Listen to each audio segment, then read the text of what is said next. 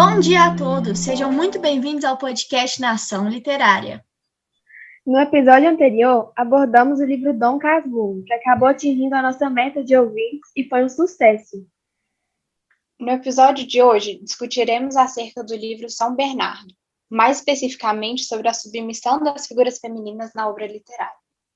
Nosso objetivo de hoje é evidenciar, através da obra São Bernardo, de Graciliano Ramos, o papel da mulher vista como objeto do homem no contexto social da primeira metade do século XX. Primeiramente, a obra graciliânica revela um grande potencial por traçar o retrato de uma sociedade representada por homens, mulheres, crianças, brancos, negros, ricos e pobres. Dessas situações, a gente destaca principalmente a submissão da mulher, que é o foco principal da nossa discussão de hoje. Bom, para quem não teve a oportunidade de ler a obra ainda, vamos contextualizar um pouco a história brevemente para vocês. Paulo Honório é o protagonista, casado com Madalena, uma professora inteligente que lia e escrevia para um jornal. Ela acreditava na justiça e na igualdade, e não seguia os padrões esperados pela sociedade. Nossa, acabei de perceber que Madalena tinha atitudes parecidas com a poeta Hilda Hilst, né? Verdade. As duas são grandes exemplos de mulheres fora dos padrões impostos em suas épocas. Além disso, o trabalho doméstico, por exemplo, a entediava. Ela gostava de conversar e ouvir as queixas dos trabalhadores da fazenda. Queria utilizar a sua inteligência para ajudar os outros e ser útil. E assim, acabava rompendo com os papéis determinados a ela. É bem lembrado. Inclusive, me recordo de uma parte do livro que a Madalena interfere nos assuntos da fazenda e o marido repreende essa atitude e chega a ameaçá-la com o punho. Verdade. Eu tô com o livro até aqui, ó. Nesse trecho que eu vou ler, ele se mostra bem incomodado. Agitam-se em mim sentimentos inconciliáveis. Encolerizo-me e enterneço-me. Bato na mesa e tenho vontade de chorar. Aparentemente estou sossegado. As mãos continuam cruzadas sobre a toalha e os dedos parecem de pedra. Entretanto, ameaço Madalena com o punho. Pois é, que diferente de sua esposa, o Paulo era um homem que tratava pessoas como objetos e posse, principalmente Madalena. De início, ele via ela como uma mulher frágil, do lar, mas depois de um tempo casado, ele não conseguia dominá-la da forma como controlava todo mundo, né? Aí Paulo Honório se torna cada vez mais agressivo com todos e revela um ciúmes excessivo. O próprio nascimento do filho, por exemplo, não ameniza os ciúmes que ele sente da mulher e a sua desconfiança de traição. Exatamente. E, diferentemente do último livro do Graciliano Ramos, Vidas Secas, que é apresentado no ponto de vista da vítima, em São Bernardo é mostrado o ponto de vista de Paulo Honório, que é o agressor da história, né? E, levando isso em consideração, ele mesmo admite em suas entrelinhas a culpa de seus atos. E, depois dos eventos que ocorrem, Paulo Honório escreve sua história e reflete sobre o seu passado e tenta entender o motivo do suicídio de sua esposa. São perceptíveis atitudes machistas, violentas e problemáticas contra mulheres ao longo do livro, não só com Madalena, mas já no primeiro capítulo é citado que Paulo abusa de uma moça. Verdade. Nessa parte do livro aqui, mostra esse trecho bem pesado. Vou ler para vocês. A brequeia germana, a cabritinha sarará danadamente assanhada, e arrochei-lhe um beliscão retorcido na polpa da bunda. Ela ficou se mijando de gosto. Depois botou os quartos de banda e encheriu-se com João Fagundes. Infelizmente, falas e atitudes como essa eram comuns na época. Mas voltando a falar sobre o relacionamento de Paulo e Madalena, o próprio motivo para o casamento deles começou por um interesse, né? Paulo precisava de um herdeiro e usou alguns argumentos para convencer Madalena a se casar com ele. Foi isso mesmo. E um dos fundamentos que foi o fato de que ela já estava ficando velha e estava ficando na hora de sossegar já, como era empregado. Ele dizia que ia proporcionar um certo conforto a ela, e assim seria bem visto pela sociedade.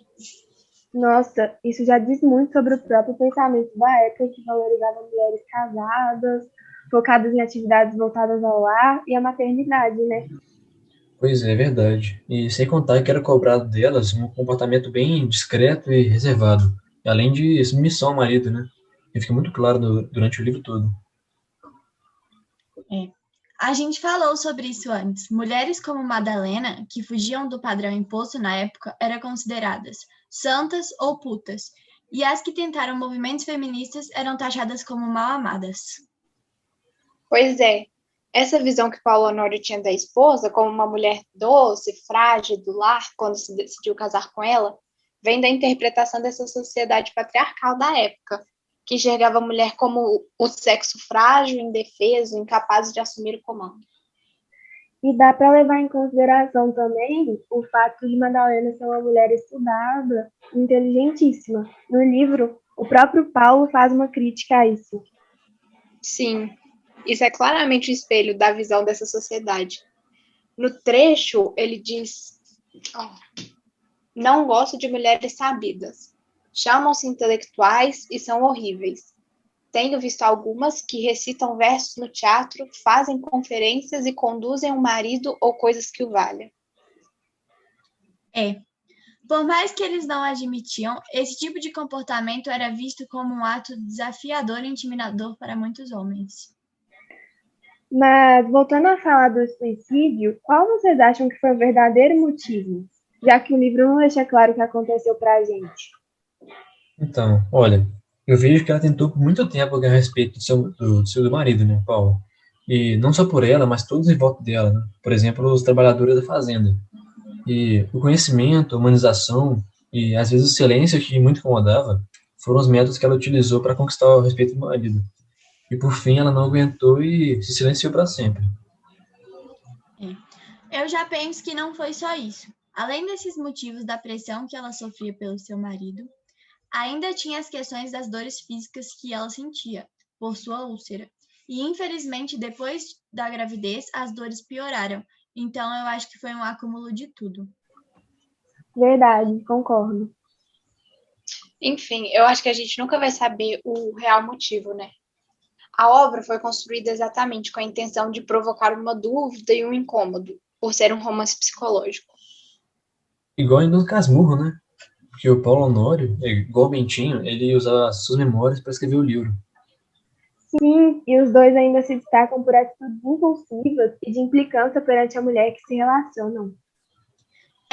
Concordo. Mas diferente de Capitu em Dom Casmurro, que nos deixa em dúvida sobre a suposta traição, em São Bernardo fica claro que nunca houve traição por parte de Madalena, já que as cartas que Paulo Honório sempre desconfiavam eram apenas para ele o tempo todo. Inclusive, quem ainda não ouviu o nosso último podcast da semana passada foi sobre a análise do livro Dom Casmurro. Já está disponível nas plataformas digitais Spotify, Apple Music e YouTube. Realmente. As figuras femininas e a submissão relacionadas a elas são questões muito, muito interessantes acerca da obra literária de Graciliano Ramos, né? E que ainda não podem ser muito debatidas com perspectivas diferentes da história. Enfim, muito obrigada a todos que ouviram e participaram do nosso episódio de hoje. Espero que tenham gostado. E a gente também gostaria de agradecer a toda a produção e aos colaboradores do nosso podcast. Agradeço também a nossa parceira Alvacola, que é a patrocinadora oficial do Nação Literária. Obrigada e fiquem atentos nos episódios da semana que vem, que acontecem todas as quintas e terças. Vai ser muito interessante. Até semana que vem, aqui mesmo na Nação Literária. Contamos com a presença de todos.